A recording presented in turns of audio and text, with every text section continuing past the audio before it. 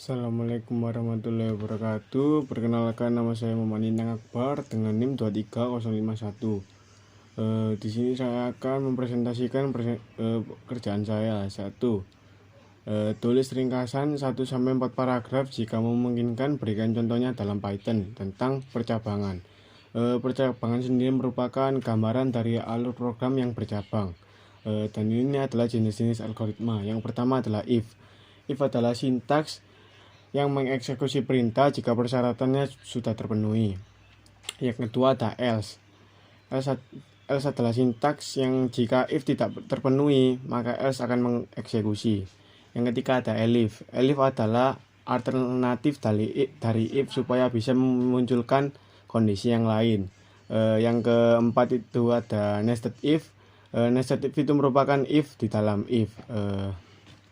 Berikut adalah contoh kode masing-masing dari jenis-jenis algoritma tadi. Yaitu yang pertama adalah contoh kode if.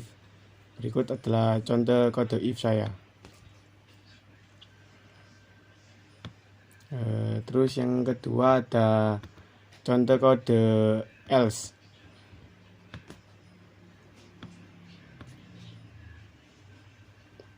Ini saya masukkan nilai, misalnya ini kan yang salah ini lebih kecil daripada 60. Saya akan masukkan 50, maka akan yang ke print adalah nilai yang D.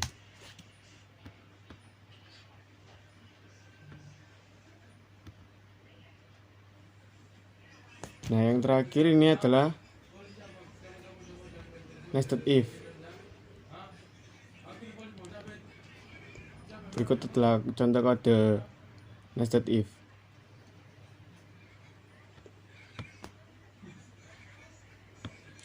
Kita ketik mau kuliah di mana, kita ketik sel UTM. Jurusan apa?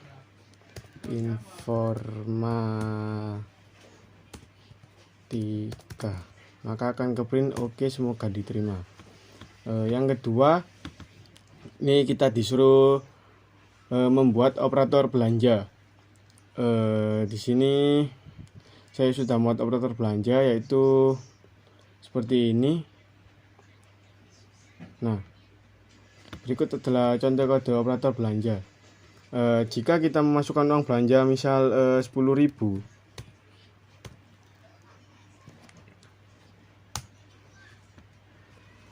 lalu kita memilih barang nomor 1, misal pakaian. Lalu kita pilih nomor 2. Ini akan ke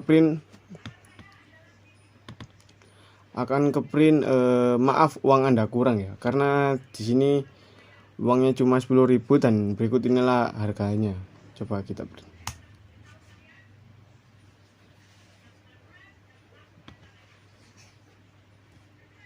Sebentar. Nah, ini akan ke print maaf, uang Anda kurang.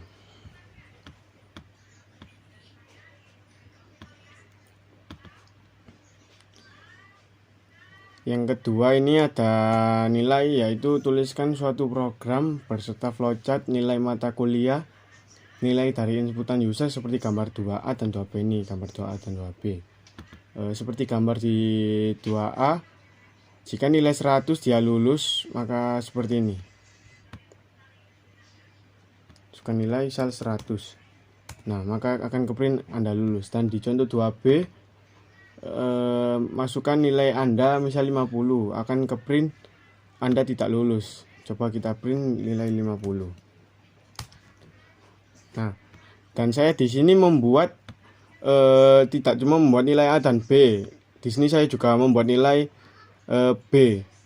Tidak membuat nilai. Ya, di sini saya membuat nilai B juga. Misal nilai lebih dari atau sama dengan 75, misal 80, maka akan ke print nilai Anda B. Nah, tidak hanya B, di sini saya juga mengeprint nilai Anda C, membuat nilai Anda C. Misal ketika nilai lebih besar atau sama dengan 65, maka nilai akan C. Coba kita tes 66 misalnya. Nah, sini akan ke print nilai Anda C dan Anda tidak lulus. Yang kedua itu ada flowchart.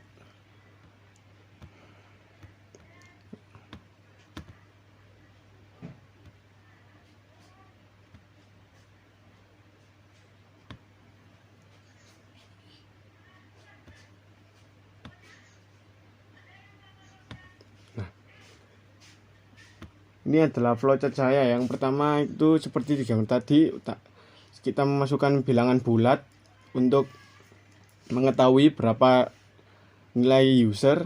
Setelah itu keluaran, masukkan nilai. Nah, jika nilai lebih dari sama dengan 85, maka sini akan keluar nilai Anda A dan selamat Anda lulus. Nah, ketika habis itu bercabang ke sini. Nah, ketika nilai lebih sama dengan 75, maka keluar nilai B dan keluar selamat Anda lulus. Nah, bercabang lagi ke sini. Nah, 65. Ketika benar lebih dari sama dengan atau 65, yang ke print ini keluar nilai C. Selamat Anda lulus. Nah, jika yang ke print kurang dari 65, maka ini yang akan ke print nilai Anda D dan maaf Anda tidak lulus.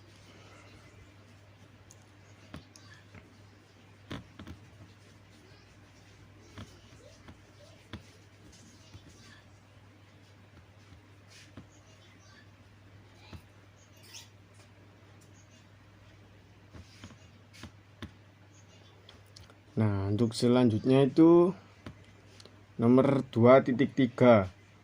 Nah, buatkan sebuah program untuk menentukan apakah mahasiswa itu layak mendapat beasiswa atau tidak dengan kriteria sebagai berikut. Nah, ini kriterianya. Mahasiswa harus memiliki nilai rata-rata .3.0. Mahasiswa harus memiliki tingkat kehadiran minimal 80% di semua kelas mereka. Mahasiswa harus aktif dalam setidaknya satu kegiatan UKM terdaftar di universitas. Nah, seperti terlihat di gambar, ini tidak lulus dikarenakan tingkat kehadirannya kurang dari 80%. Nah, kita coba mengikuti yang dari gambar. Tingkat kehadirannya kurang dari 80%. Nah, misal ini 90, ini 88, ini 88, ini 60, ini 70. Nah, ini tingkat kehadirannya kurang dari 80%, kita misal 79. Iya. Maka akan seperti tadi, ke print maaf, Anda tidak layak mendapat beasiswa dikarenakan tingkat kehadiran Anda kurang. Nah, tidak hanya itu, coba kita buat yang lain, semisal dia tidak mengikuti UKM apapun. Contoh, ini nilai 100 semua. Ini 80 lah. Ini katakan 90. Nah, dia kehadiran 80%. Tapi tidak mengikuti ekstra. Maka akan ke print maaf, Anda tidak layak mendapat beasiswa karena Anda tidak mengikuti kegiatan ekstrakurikuler atau UKM. Nah, begitu juga ketika dia diterima, semisal nilai 100. Nah, 100, ini semua 100, 100, 100, 100. Terus ini juga 100. Terus ini iya.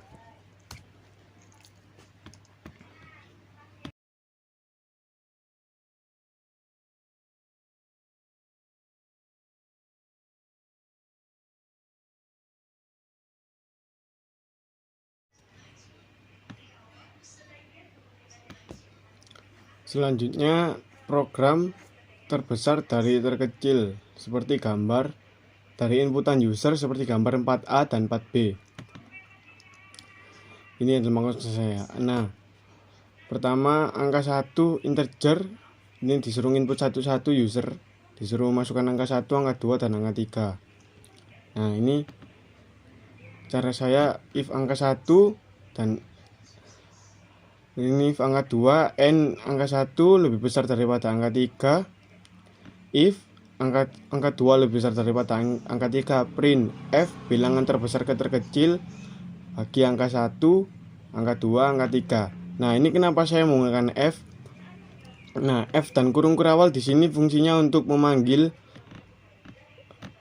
variabel, memanggil nilai dari variabel dari format string. Nah, jika di sini saya kurung kurawalnya saya hapus, maka dia akan menjadi string. Makanya saya menggunakan kurung kurawal di sini dan F untuk memanggil nilai dari variabel. Nah, setelah itu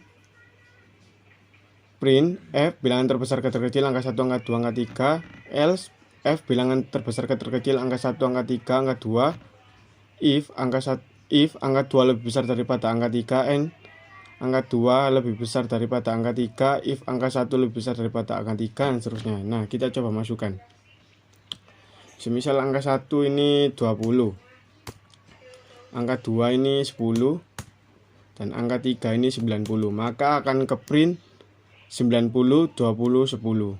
Angka 3, angka 1, angka 2.